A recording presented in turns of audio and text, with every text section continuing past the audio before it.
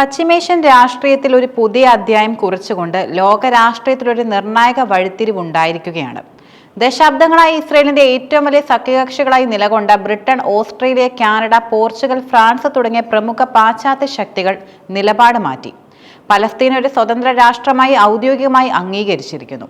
ഐക്യരാഷ്ട്രസഭയിലെ 193 അംഗങ്ങളിൽ ഇതിനോടകം 147 രാജ്യങ്ങളിൽ ഈ നിലപാട് സ്വീകരിച്ചിട്ടുണ്ടെങ്കിലും ഈ പാശ്ചാത്യ രാജ്യങ്ങളുടെ നീക്കം അന്താരാഷ്ട്ര സമൂഹത്തിന്റെ വർദ്ധിച്ചു വരുന്ന അതൃപ്തിയുടെയും ഇസ്രയേലിന്റെ നയങ്ങളോടുള്ള പ്രതിഷേധത്തിന്റെയും പ്രതിഫലനമാണ്.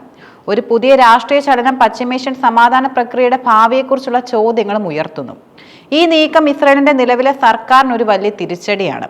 പ്രധാനമന്ത്രി ബെഞ്ചമിൻ നെതന്യാഹു ഈ നീക്കത്തിനെതിരെ അതിരൂക്ഷമായ ഭാഷയിലാണ് പ്രതികരിച്ചത്. പലസ്തീൻ രാഷ്ട്രം സംഭവിക്കില്ല എന്ന് അദ്ദേഹം പ്രഖ്യാപിച്ചു. ഒക്ടോബർ 7 ആക്രമണത്തിന് ശേഷം പലസ്തീൻ രാഷ്ട്രത്തെ അംഗീകരിക്കുന്നത് തെറ്റുകൾക്ക് നൽകുന്ന വലിയ പ്രതിഫലനമാണെന്നും അദ്ദേഹം ആരോപിച്ചു. നെതന്യാഹുവിന്റെ സഖ്യത്തിലെ തീവ്ര വലതുപക്ഷ നേതാക്കളായ ഇറ്റാമർ ബെൻ ഗ്വർ, ബെസലൻ സ്ട്രോമിച്ച് തുടങ്ങിയവർ വെസ്റ്റ് ബാങ്കിനെ ഇസ്രയേലിനോട് കൂട്ടിച്ചേർക്കണമെന്ന് വാദിക്കുന്നത് സ്ഥിതി കൂടുതൽ സങ്കീർണമാക്കുകയാണ്. പലസ്തീനെ ഒരു സ്വതന്ത്ര രാഷ്ട്രമായി അംഗീകരിക്കുന്നതിനുള്ള നീക്കങ്ങൾ പതിറ്റാണ്ടുകളായി നടന്നു വരുന്നുണ്ട്. 1988 പലസ്തീൻ ലിബറേഷൻ ഓർഗനൈസേഷൻ പലസ്തീൻ രാഷ്ട്രം പ്രഖ്യാപിച്ചതിനു ശേഷം അന്നത്തെ സോവിയറ്റ് യൂണിയൻ ഉൾപ്പെടെയുള്ള പല രാജ്യങ്ങളും പലസ്തീനെ അംഗീകരിച്ചു. എന്നാൽ യൂറോപ്യൻ യൂണിയൻ, അമേരിക്ക, ബ്രിട്ടൻ തുടങ്ങിയ രാജ്യങ്ങൾ ദുരാഷ്ട്ര പരിഹാരത്തിലൂടെ മാത്രമേ പലസ്തീൻ രാഷ്ട്രം അംഗീകരിക്കൂ എന്ന നിലപാടിലായിരുന്നു. ഈ സമീപകാല മാറ്റത്തിന് പിന്നിൽ നിരവധി കാരണങ്ങളുമുണ്ട്. ഗാസയിൽ ഇസ്രയേൽ നടത്തുന്ന സൈനിക നടപടികൾ ആയിരക്കണക്കിന് സാധാരണക്കാരുടെ മരണത്തിന് കാരണമായത് അന്താരാഷ്ട്ര സമൂഹത്തിൽ വലിയ പ്രതിഷേധവും ഉയർത്തി. ഇത് പാശ്ചാത്യ രാജ്യങ്ങളുടെ ആഭ്യന്തര രാഷ്ട്രീയത്തിൽ വലിയ സ്വാധീനവും ചെലുത്തി. ദശലക്ഷക്കണക്കിന് ജനങ്ങൾ പലസ്തീൻ അനുകൂല പ്രകടനങ്ങളിൽ പങ്കെടുത്തത് സർക്കാരിന് മേൽ വലിയ സമ്മർദ്ദമുണ്ടാക്കി. മുൻകാലങ്ങളിൽ അമേരിക്കയുടെ വിദേശ നയത്തെ ആശ്രയിച്ചിരുന്ന കാനഡ പോലുള്ള രാജ്യങ്ങൾ പോലും കൂടുതൽ സ്വതന്ത്രമായ നിലപാട് സ്വീകരിക്കാൻ നിർബന്ധിതരായി. ബ്രിട്ടന്റെ കാര്യത്തിൽ ഈ നീക്കം ചരിത്രപരമായ നീതിയുടെ ഒരു ഭാഗം കൂടിയാണ്. 1917 ബാൽഫോർ പ്രഖ്യാപനം മുതൽ പലസ്തീനികൾ നേരിട്ട അനീതിക്ക് പരിഹാരം കാണാൻ ബ്രിട്ടൻ വൈകിയെന്ന് പലരും ചൂണ്ടിക്കാണിക്കുന്നു. ഗാസയിലെ മാനുഷിക ദുരന്തം, വെടിനിർത്തൽ വ്യവസ്ഥകൾ പാലിക്കുന്നതിൽ ഇസ്രയേൽ വരുത്തിയ പരാജയം എന്നിവയെല്ലാം ബ്രിട്ടന്റെ നിലപാട് മാറ്റത്തിന് കാരണമായി. ഫ്രാൻസ്, സ്പെയിൻ, നോർവേ, അയർലൻഡ് തുടങ്ങിയ യൂറോപ്യൻ രാജ്യങ്ങൾ പലസ്തീനെ അംഗീകരിച്ചത് ഒരു കൂട്ടായ സമ്മർദ്ദ തന്ത്രത്തിന്റെ ഭാഗമായിട്ടാണ് കാണുന്നത്. ഇത് ഇസ്രയേലിലും അമേരിക്കയ്ക്ക് മേൽ നയതന്ത്രപരമായ സമ്മർദ്ദം വർദ്ധിപ്പിക്കാൻ ലക്ഷ്യമിടുന്നു. പലസ്തീൻ അംഗീകാരം ഒരു പ്രതീകാത്മക നടപടിയാണോ അതോ യഥാർത്ഥ രാഷ്ട്രീയ മാറ്റമാണോ എന്നതും ഒരു പ്രധാന ചോദ്യമാണ്. ചിലർ ഈ അംഗീകാരത്തെ പ്രതീകാത്മകമായി മാത്രം കാണുന്നു. കാരണം ഇസ്രയേലിന്റെ സൈനിക അധിനിവേശം തുടരുന്നതിനാൽ ഈ അംഗീകാരങ്ങൾ പലസ്തീനിലെ ജനങ്ങളുടെ ദൈനംദിന ജീവിതത്തിൽ കാര്യമായ മാറ്റം വരുത്തില്ല.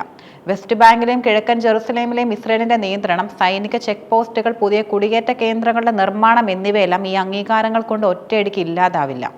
എന്നിരുന്നാലും ഈ നീക്കങ്ങൾക്ക് വലിയ രാഷ്ട്രീയ പ്രാധാന്യമുണ്ട്. പ്രമുഖ പാശ്ചാത്യ രാജ്യങ്ങളുടെ നിലപാട് മാറ്റം ഇസ്രയേലിന് മേലുള്ള നയതന്ത്രപരമായ സമ്മർദ്ദം വർദ്ധിപ്പിക്കും.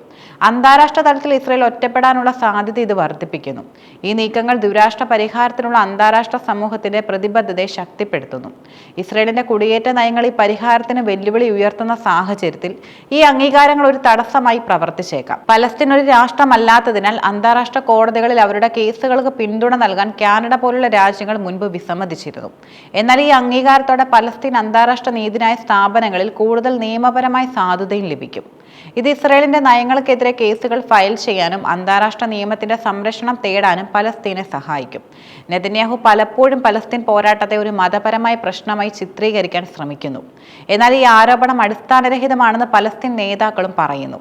പലസ്തീൻ പോരാട്ടം ജൂതന്മാർക്കെതിരെയുള്ള മുസ്ലിങ്ങളുടെ പോരാട്ടമല്ല, മറിച്ച് അത് സ്വാതന്ത്ര്യത്തിനും പരമാധികാരത്തിനും വേണ്ടിയുള്ള പോരാട്ടമാണ്.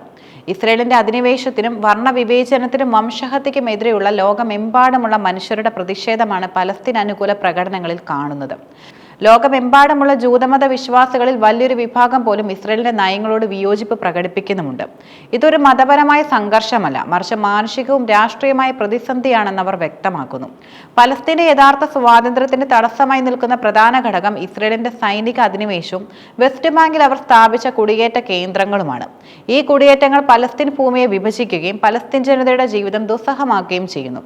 കൂടാതെ കിഴക്കൻ ജെറുസലേം ഉൾപ്പെടെയുള്ള പ്രദേശങ്ങൾ പിടിച്ചെടുക്കാനുള്ള ഇസ്രയേലിന്റെ നീക്കങ്ങൾ ദുരാഷ്ട്ര പരിഹാരം അസാധ്യമാക്കുന്നു.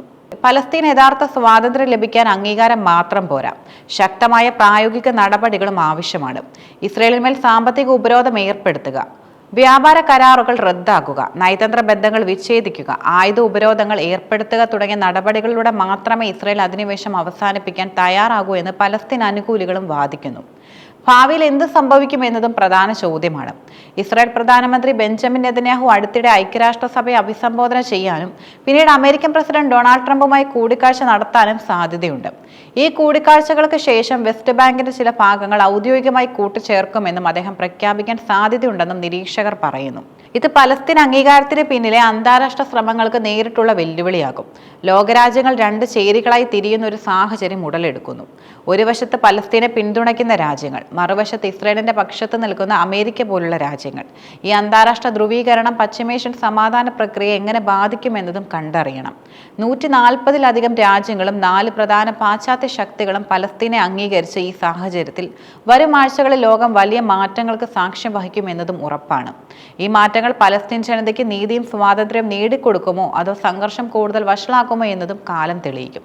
ഗാസയിലെയും വെസ്റ്റ് ബാങ്കിലെയും ഇസ്രായേലിന്റെ സൈനിക നടപടികൾ ലോകമെമ്പാടും രൂക്ഷമായ വിമർശനങ്ങൾക്ക് വഴിയൊരുക്കിയിട്ടുണ്ട്.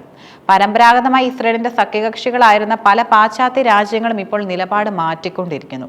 ഗാസയിലെ സാധാരണക്കാർക്ക് നേരെയുണ്ടായ ആക്രമണങ്ങളും വൻ മാനുഷിക ദുരന്തവും അന്താരാഷ്ട്ര തലത്തിൽ വലിയ പ്രതിഷേധത്തിനും കാരണമായി. ഈ നീക്കങ്ങൾ മനുഷ്യാവകാശ ലംഘനങ്ങളാണെന്ന് ഐക്യരാഷ്ട്രസഭയും വിവിധ മനുഷ്യാവകാശ സംഘടനകളും വിമർശിക്കുകയും ചെയ്യുന്നുണ്ട്. ഇസ്രായേലിന്റെ പ്രധാന സഖ്യകക്ഷിയായ അമേരിക്ക പോലും ഇസ്രായേലിന്റെ പ്രവർത്തനങ്ങളെക്കുറിച്ച് ആശങ്ക പ്രകടിപ്പിക്കാൻ തുടങ്ങിയിരിക്കുന്നു. വെസ്റ്റ് ബാങ്കിലെ കുടിയേറ്റ കേന്ദ്രങ്ങളുടെ വികസനം, പലസ്തീൻ ഭൂമി പിടിച്ചെടുക്കാനുള്ള ശ്രമങ്ങൾ, ദുരാഷ്ട്ര പരിഹാരത്തിനുള്ള സാധ്യത ഇല്ലാതാക്കൽ എന്നിവയും വിമർശനങ്ങൾക്ക് കാരണമാകുന്നുണ്ട്. അന്താരാഷ്ട്ര കോടതികളിൽ ഇസ്രായേലിനെതിരെ യുദ്ധക്കുറ്റങ്ങൾ ആരോപിച്ചുകൊണ്ടുള്ള കേസുകൾ ഉയരുന്നത് ഈ അതൃപ്തിയുടെ ആഴം വർദ്ധിപ്പിക്കുന്നു.